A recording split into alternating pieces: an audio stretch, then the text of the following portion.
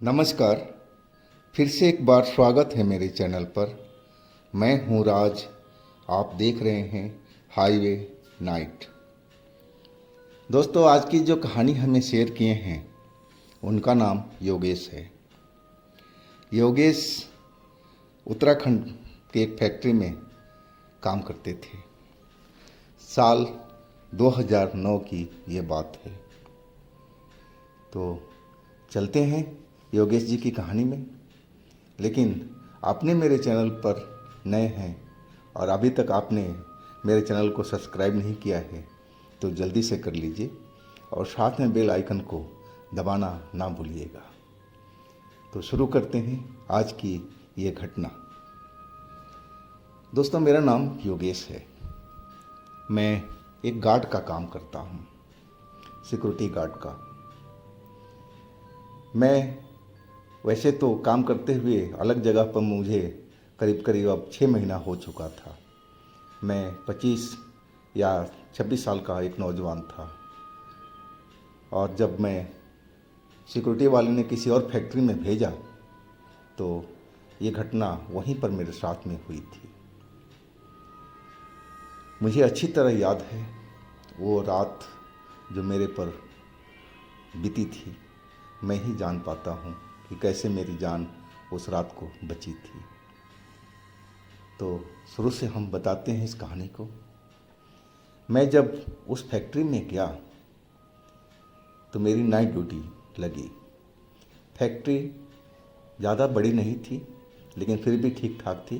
करीब करीब उसमें 100-150 लोग काम किया करते थे और वो फैक्ट्री सुबह 8 बजे स्टार्ट होती थी और शाम को 8 बजे के बाद में बंद हो जाती थी और उसके बाद हमारी ड्यूटी शुरू हो जाती थी।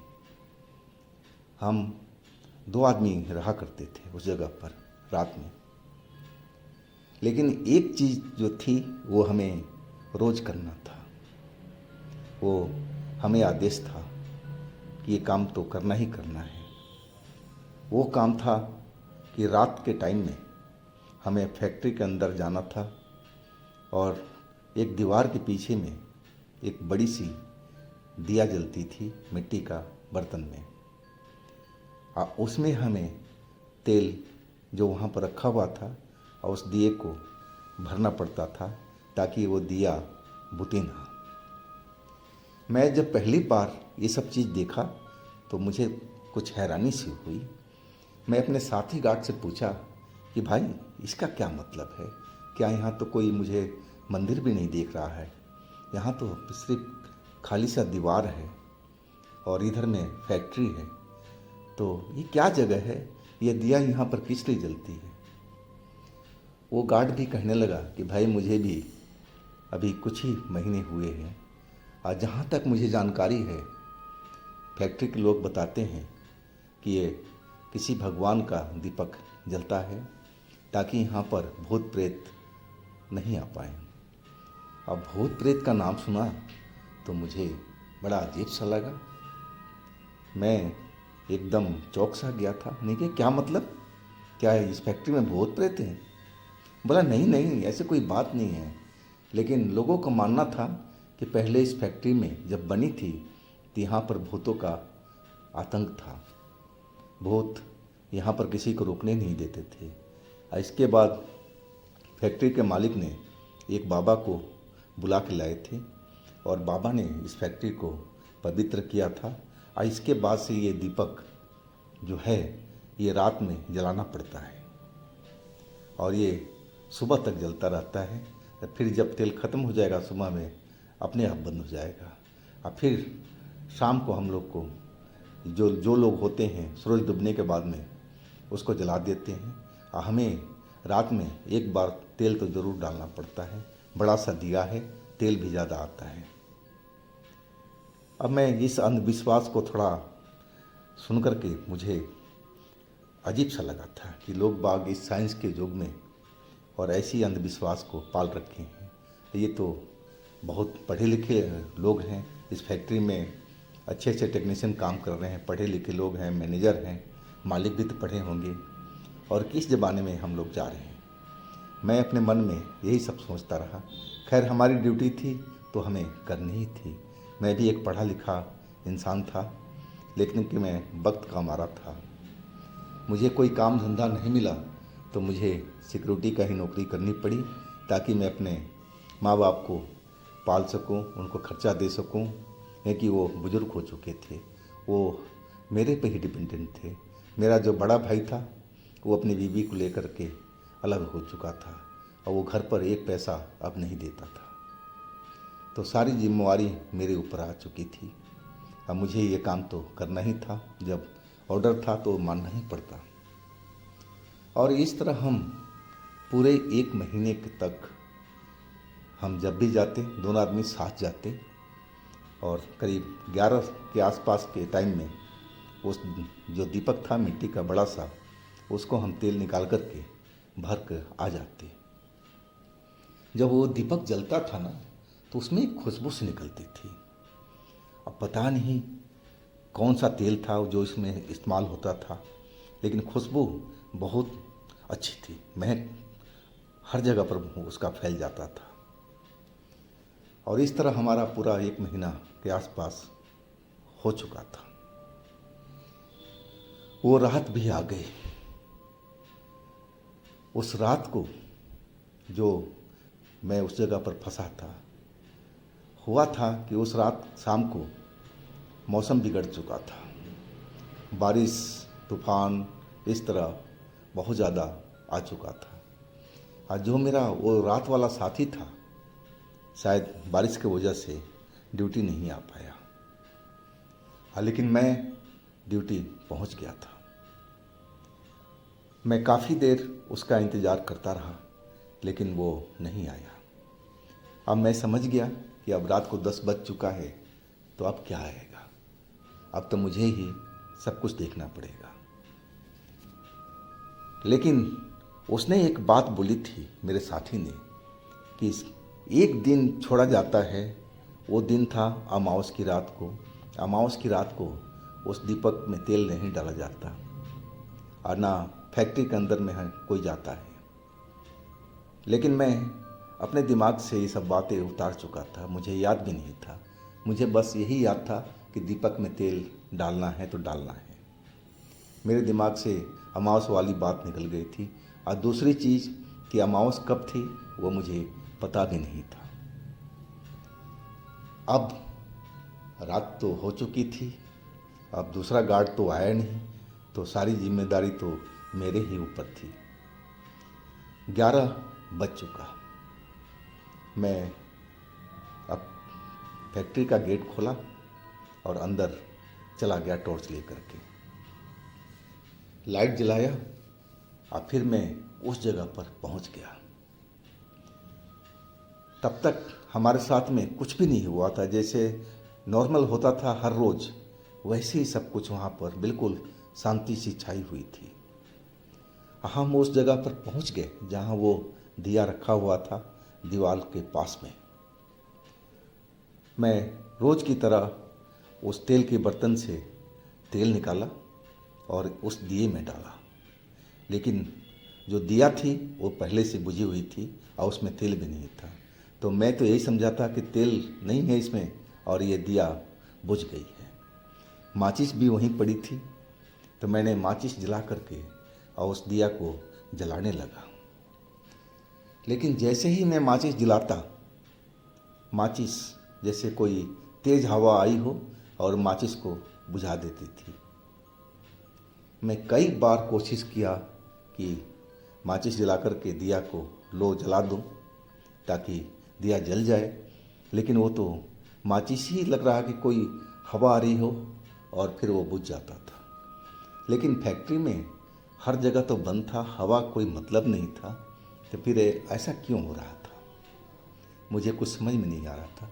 मैं काफ़ी माचिस का तिल्ली खर्च कर दिया था। अब मैं आखिरी बार करने जा रहा था। मुझे भी अब गुस्सा आ रहा था कि आखिर ऐसा क्यों हो रहा है।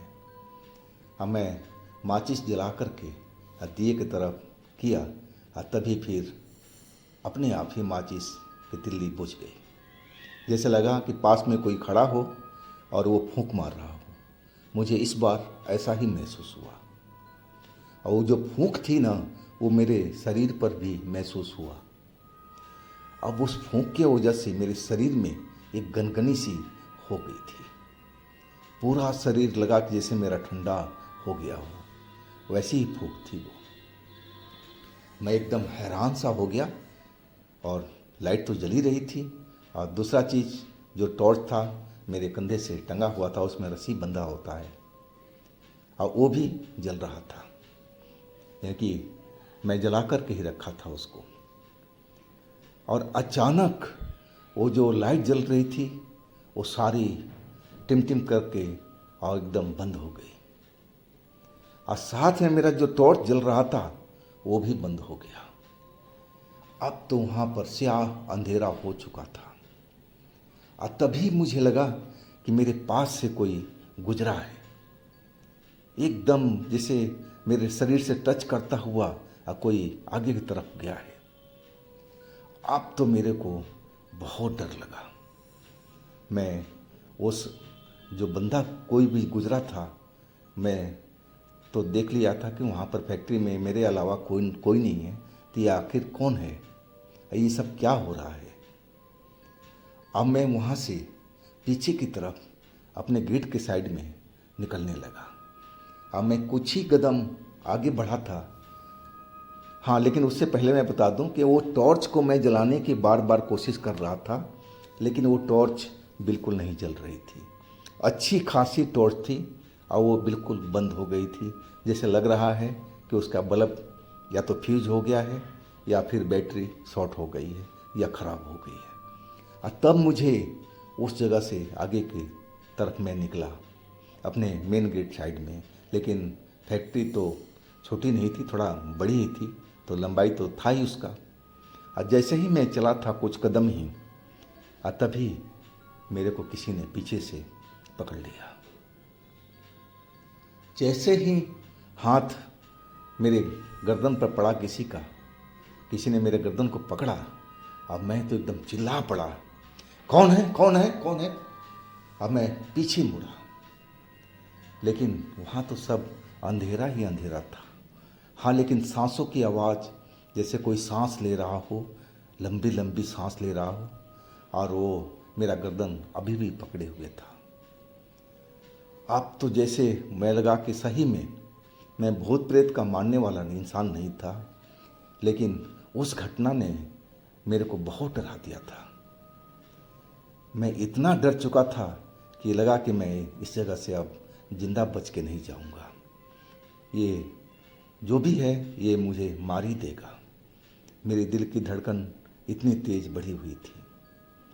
और तभी वह इंसान जो भी था, जो मेरी गर्दन पकड़े हुए था और बोलना शुरू किया, उसकी जो आवाज़ थी बहुत ही भारी, बहुत भारी, मैं आपको बता नहीं पाऊँगा। बस कुछ ही बात मुझे उसकी समझ में आ रही थी।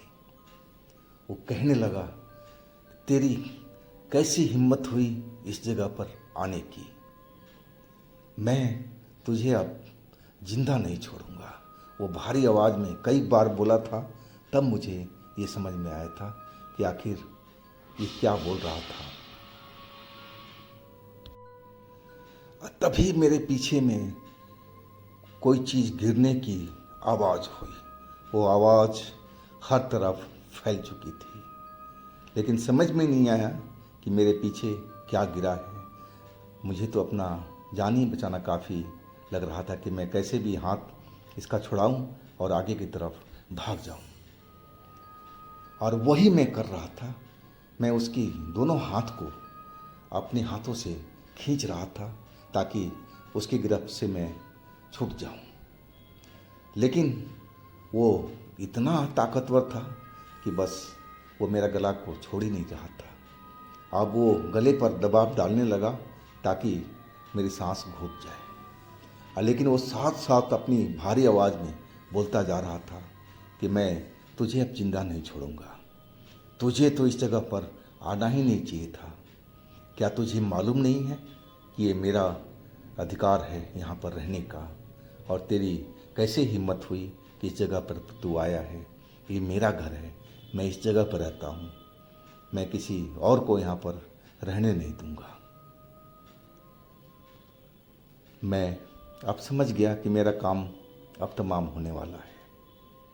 मैं अब मेरे पास में कोई रास्ता बचा ही नहीं था। मैं भागूं कैसे? जब तक वो मेरा गला ना छोड़े तब तक मैं तो भाग ही नहीं पाऊंगा। और अचानक वो अपने हाथों का दबाव बहुत तेज कर दिया था। अब मेरा सांस घुटने लगा, मैं सांस नहीं ले पा रहा था। मेरे आँखों के आगे कभी चमक दिखाई पड़ने लगी, कभी अंधेरा सा होने लगा। अब मैं समझ गया कि मेरा अब दम घुट रहा है। अब मैं छटपटाने लगा सांस लेने के लिए, लेकिन मैं बेहोश हो चुका था। जब मुझे होश आया तो मैं देखा कि सुबह हो चुकी है। रोशनदान से बाहर से सूरज की रोशनी दिखाई पड़ रही थी। अब मौसम भी साफ हो चुका था। मैं अपने आप को एक जगह पर गिरा हुआ पाया। अब मैं उसी जगह पर था जहाँ पर वो दीपक जलता था। मैं समझा कि मैं मर चुका हूँ, लेकिन मैं अपने आप को सही सलामत दे करके दिल में बहुत खुशी हुई कि मैं अभी भी जिंदा हूँ। और ये सब क्या रात में मेरे साथ में क्या हुआ था, कौन था वो आदमी, कौन सा इंसान जो मेरा गला दबा रहा था और वो बोल रहा था कि ये मेरा घर है, मैं यहाँ पर और किसी को आने नहीं दूँगा। अब मैं फटाफट वहाँ से उठा और मैं सीधा गेट पर गया तो मैंने घड़ी देखी तो सुबह के 5, साढ़े 5 या 6 के आसपास का टाइम हो रहा होगा, जहाँ तक मुझे ध्यान है, क्योंकि इस घटना को तो काफ़ी साल हो चुके हैं। और मैं सीधा गेट को बंद किया, लॉक किया और बाहर आकर के मैं सांसें लेने लगा था। मैं अभी भी डरा हुआ था। मेरे आसपास में अभी जो फैक्ट्री थी वो भी बंद थी और वहाँ पर भी मुझे कोई गार्ड दिखाई नहीं पड़ रहे थे। थोड़ी देर के बाद में मुझे 2 सिक्योरिटी गार्ड आते हुए इस रोड पर दिखाई पड़े, जो आगे की फैक्ट्री में काम करते थे। वहाँ पर उनकी ड्यूटी थी। अब मैंने उनको रोका कि भैया भैया ज़रा यहाँ पर आइए। तब वो हमारी गेट पर आए और फिर मैंने सारी कहानी सुनाई। उनमें जो एक थोड़ा अधेड़ उम्र के व्यक्ति थे जो गार्ड थे और बाकी एक तो नौजवान था। उस अधेड़ व्यक्ति ने कहा कि आप यहाँ पर क्यों नौकरी करते हो भाई? मैं अब करूँ क्या? मुझे नहीं मालूम था कि यहाँ पर ऐसा भी होता है। तो क्या आपको पता नहीं था कि इस जगह पर क्या होता है? मैं भी यहाँ पर नौकरी कर चुका हूँ बहुत साल पहले, और यहाँ पर मुझे मालूम है कि यहाँ पर क्या क्या होता है। कल की रात तो अमावस्या थी और तुम वहाँ पर दीपक जलाने गए थे। इतनी बड़ी खतरा तुमने कैसे मोल ले लिया? अब मैं क्या बताऊं कि मुझे जानकारी नहीं थी, लेकिन गलती तो मेरी थी। उस गार्ड ने ज़रूर बताया था मेरे को कि एक रात छोड़ कर के और हमेशा यहाँ पर दीपक में तेल डालना होता है, दीपक जलाना होता है। तो ये तो मेरी सबसे बड़ी भूल थी। मेरे साथी ने तो सब कुछ बताया था, लेकिन मेरे दिमाग में था ही नहीं। मैं अब सोच लिया था कि इस जगह पर तो मैं अब काम नहीं करूँगा। और वो जो अधेड़ व्यक्ति था, गार्ड था, वो कहने लगा था कि भाई यहाँ पर जब फैक्ट्री बन रही थी ना, शुरुआत से ही ये कोई भूतिया जगह है। यहाँ पर किसी प्रेत का वास है और प्रेत ये जगह छोड़ कर के जाना नहीं चाहता। कई बार यहाँ पूजा पाठ हो चुका है। मालिक ने उस प्रेत को भगाने की बहुत कोशिश की है, लेकिन वो प्रेत इस जगह को छोड़कर जाना नहीं चाहता है। तब एक जो बाबा थे वो दीपक जलाने का बोले थे, और जो खास तेल जिसमें खुशबू आता है वो बाबा के पास से ही आता है। और एक रात उस प्रेत के लिए छोड़ दिया जाता है जो अमावस की रात होती है, ताकि प्रेत इस फैक्ट्री में शांति से रह पाए और सिर्फ अमावस की रात को ही वो अपना फैक्ट्री में, अपने घर में आज़ाद घूम सके। तो दोस्तों, ये थी कहानी आज की। अगर आपके पास भी इस तरह की कोई घटना है तो आप मुझे इंस्टाग्राम पर या मेरे व्हाट्सएप नंबर पर ज़रूर शेयर कीजिएगा। आप मेरे दूसरे चैनल पर भी जाइएगा, उनमें भी अच्छी अच्छी कहानियाँ हमने डाली हुई है जो बेहद आपको पसंद आएगी। चैनल का लिंक मैं नीचे डिस्क्रिप्शन बॉक्स में दे रखा हूँ, तो एक बार उन पर ज़रूर विजिट कीजिएगा, उन कहानियों का ज़रूर मज़ा लीजिएगा। मेरे इस चैनल को भी लाइक कीजिएगा, सब्सक्राइब कीजिएगा, शेयर कीजिएगा। अब फिर हम मिलते हैं अगले दिन एक नई कहानी के साथ में। आप लोग अपना बहुत ही ख्याल रखिएगा। नमस्कार।